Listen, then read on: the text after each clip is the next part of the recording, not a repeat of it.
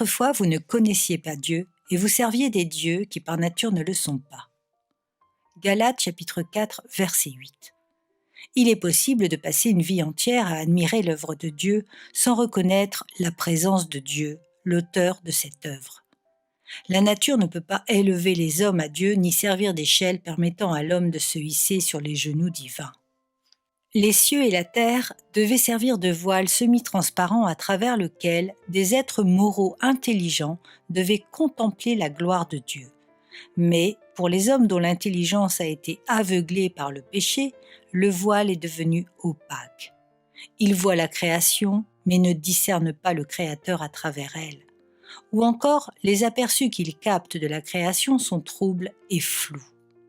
Avec quel bonheur le chrétien se détourne des poètes et des chantres les plus sublimes de la nature pour se tourner vers les prophètes et les psalmistes des Écritures.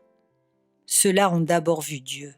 Le pouvoir de la foi les a élevés jusqu'au trône de la majesté du Très-Haut, et de là, ils ont jeté un regard sur le monde créé.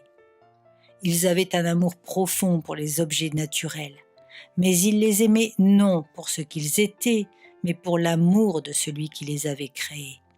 Ils marchaient dans le monde comme dans le jardin de Dieu. Tout le leur rappelait. Ils voyaient sa puissance dans le vent impétueux et dans la tempête. Ils entendaient sa voix dans le grondement du tonnerre.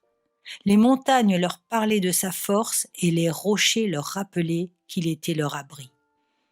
Les poètes de la nature sont entichés des objets naturels. Les écrivains inspirés sont entichés de Dieu. C'est la différence entre les deux, et elle est d'importance vitale.